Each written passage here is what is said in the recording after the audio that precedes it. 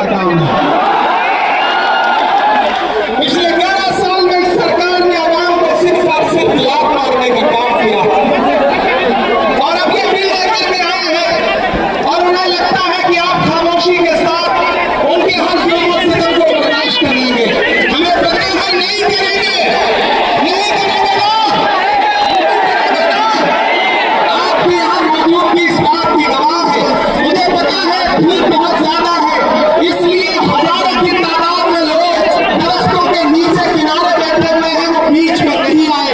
लेकिन फिर भी आज पूरा पटना, पूरा बिहार जाम हो चुका है। लोग लाखों की तादाद में घर से निकल करके आए हैं। मैं सलाम करता हूँ आपकी जिंदा दिली को, आपकी मोहब्बत को। फैसल रहमानी साहब के एक बुलावे पर मैं उनको भी सलाम कर रहा हूँ।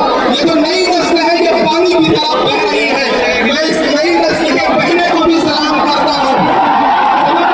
नहीं करनी है, बस इतना कहना है कि नहीं, ऐसा नहीं होगा, कभी ऐसा नहीं होगा, कभी ईमान का कुरान का सौदा नहीं होगा। बताना, दिल्ली तक अपनी आवाज पहुंचाना कि नहीं, ऐसा नहीं होगा, कभी ऐसा नहीं होगा, कभी ईमान का कुरान का सौदा नहीं होगा। हमें तुम करना शौक से मंजूर है, लेकिन शरीयत के किसी मुद्दे पर समझौता नहीं होगा। एक आखिरी बात आपसे कह रहा हूं साथियों,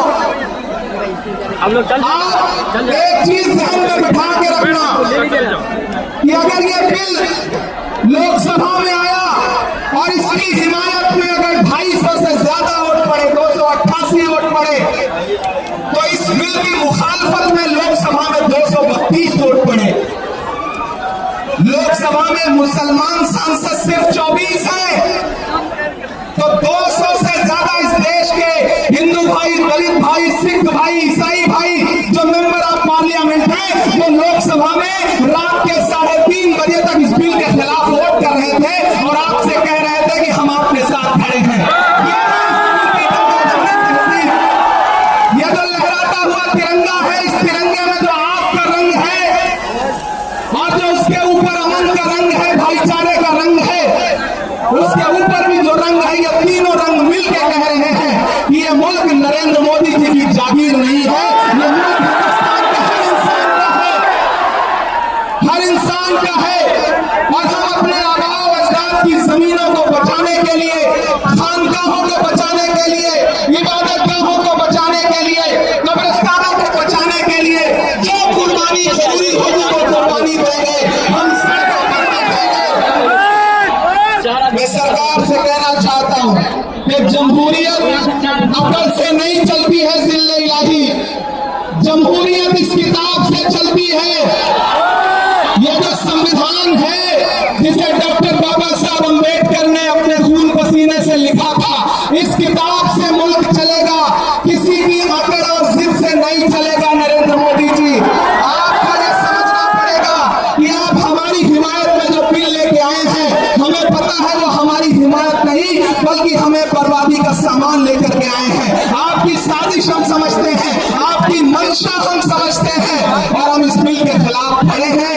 आज यहाँ पटना के ऐतिहासिक गांधी मैदान में बस इतना कह के जा रहा हूँ, वक्त बहुत कम है, बोलने वाले बहुत ज्यादा हैं, बस इतना कह के जा रहा हूँ कि हम आतिशे सोजा में भी हक बात कहेंगे, कुंदन की तरह दहर में ताबिंदा रहेंगे।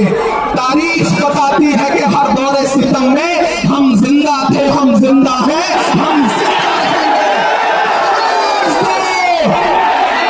आवाज दो, आवाज दो, इधर से सदाएं नहीं आई हैं अभी, आवाज दो, आवाज दो, आवाज दो।